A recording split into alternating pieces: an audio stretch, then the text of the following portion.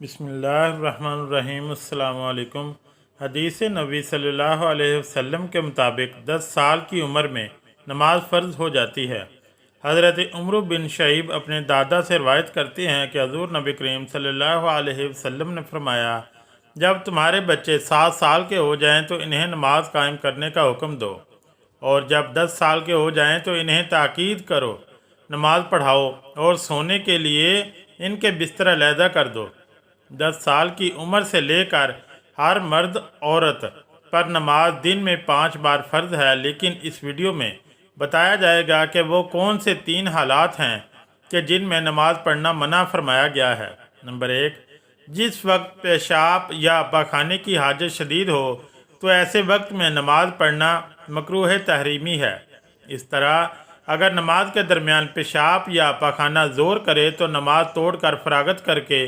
फिर से नमाज पढ़ना चाहिए, और अगर इस हालत में नमाज पढ़ ली तो नमाज कराहत के साथ हो जाएगी और गुनाह होगा। लेकिन अगर वक़्त नहीं है, इस तौर पर कि अगर वज़ू में मशगूल हुआ तो नमाज का वक़्त ख़त्म हो जाएगा, तो पहले नमाज पढ़ ले, इसलिए कि नमाज कज़ा करने का गुनाह ज़्यादा सख्त है बनिस्बत कराहत के साथ नमाज पढ़ने के। अमूमी सूरत में क्योंकि वक़्त तंग होने का उज़र नहीं है, इसलिए पहले पेशाब पखाना इस्तंजा वगैरह से फारिग होकर वज़ू करे, फिर नमाज पढ़े। जब पेशाब या पखाना की हाजत शदीद हो तो ऐसी हालत में नमाज अदा करने की ममानत अहादीस से साबित है। चंद एक अहादीस यहाँ बयान की जा रही हैं। हज़रत हिशाम बिन उर्वा अपने वालिद उर्वा से रवायत करते हैं कि हज़रत अब्दुल्ला बिन अरकम रज़ियल्लाहु ताला अन्हो लोगों की इमामत कराया करते थे। एक दिन जमात का वक़्त हो गया तो आप क़ज़ाए हाजत के लिए चले गए। फिर वापस आए तो फरमाया कि मैंने रसूलुल्लाह सल्लल्लाहु अलैहि वसल्लम को ये फरमाते हुए सुना कि तुम में से अगर किसी को पखाना लगा हो तो नमाज पढ़ने से पहले पहले इससे फारिग हो जाए। हज़रत सुबान रज़ी अल्लाह ताला अन्हो से रवायत है कि रसूलुल्लाह सल्लल्लाहु अलैहि वसल्लम ने फरमाया, किसी शख्स के लिए ये जायज़ नहीं कि दूसरों के घर में ताक झांक करे बगैर इसकी इजाज़त के, और अगर इसने ऐसा किया तो गोया कि वो इस घर में दाखिल हो गया। और जब कोई इमाम नमाज पढ़ाए तो सिर्फ अपने ही लिए दुआ न करे मुक्तदियों को छोड़कर। अगर इसने ऐसा किया तो इसने इनके साथ खयानत की। और कोई शख्स इस हालत में नमाज के लिए खड़ा ना हो कि वो पेशाब पखाना को रोकता हो। हज़रत अबू उमामा रज़ी अल्लाह ताला अन्हु से रवायत है कि रसूलुल्लाह सल्लल्लाहु अलैहि वसल्लम ने मना फरमाया कि कोई शख्स इस हालत में नमाज ना पढ़े कि वो पेशाब पखाना को रोकता हो। हज़रत अब्दुल्ला बिन अरकम रज़ी अल्लाह ताला अन्हो बयान करते हैं कि नबी सल्लल्लाहु अलैहि वसल्लम ने फरमाया, जब नमाज का वक़्त हो तो तुम में से किसी को पखाना पेशाब की हाजत हो तो पहले रफ़ा हाजत कर ले। नंबर 2, सख्त भूख की हालत में नमाज पढ़ना। अगर जमात तैयार हो और भूख भी शिद्दत की ना हो तो ऐसी सूरत में पहले खाना खाना जायज़ नहीं है। लेकिन अगर सूरत हाल ऐसी हो कि नमाज का वक़्त हो और भूख शिद्दत कर गई हो और इंसान को पता हो कि वो खाना खाए बगैर नमाज में खुशू खुजू बरकरार नहीं रख सकता, तो ऐसी सूरत में पहले खाना खाएंगे और फिर नमाज अदा करेंगे। और अगर आप अकेले नमाज पढ़ रहे थे या आपने खुद ही नमाज करवाई थी तो नमाज पहले खाना खाने में कोई हर्ज नहीं। लेकिन अगर जमात के साथ नमाज अदा करनी थी जबकि भूख भी मामूली थी तो फिर ऐसा करना जायज़ है। फ़कीह अबू अनीस रहमतुल्लाह अलैह फरमाते हैं कि जब आदमी के सामने खाना रखा जाए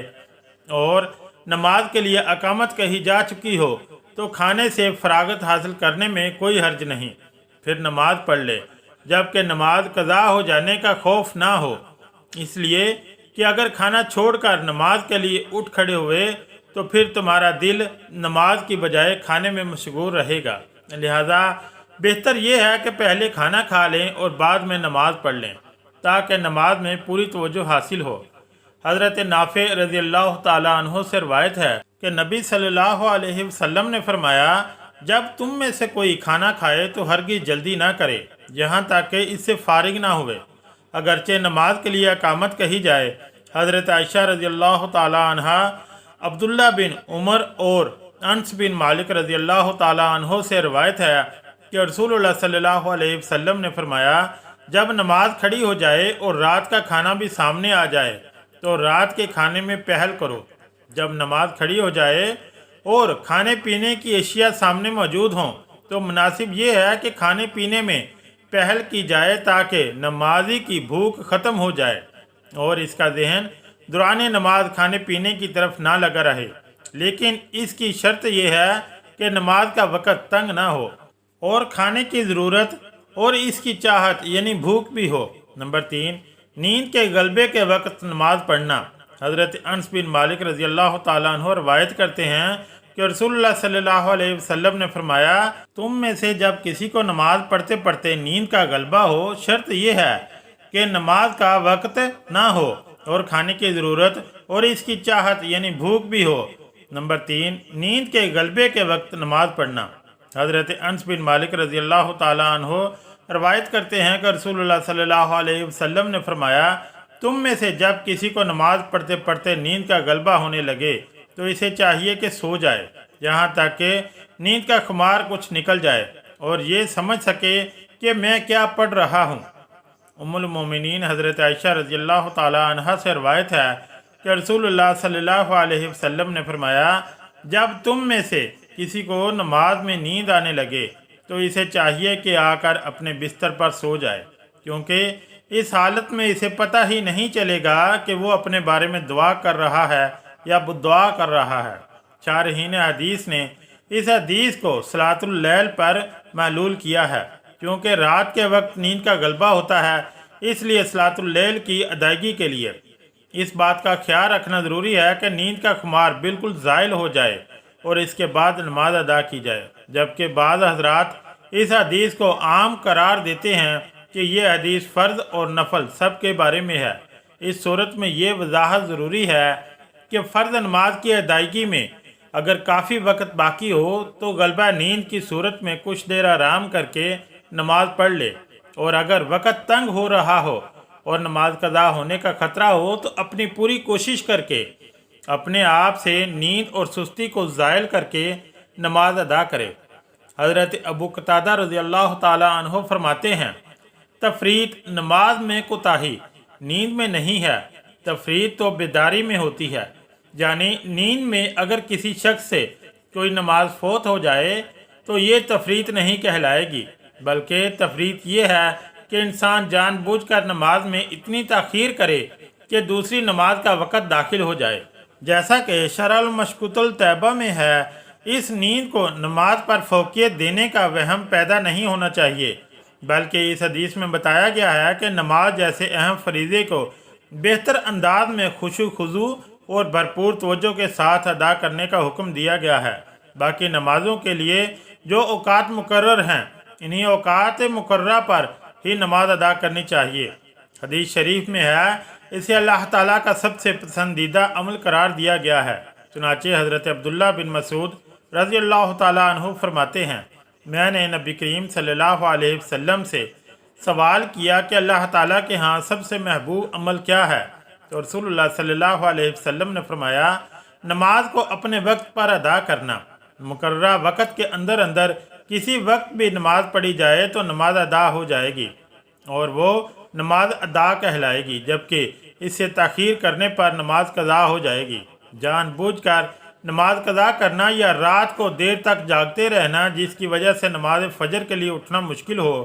اور نماز قضا ہو جائے تو یہ بہت بڑا گناہ ہے،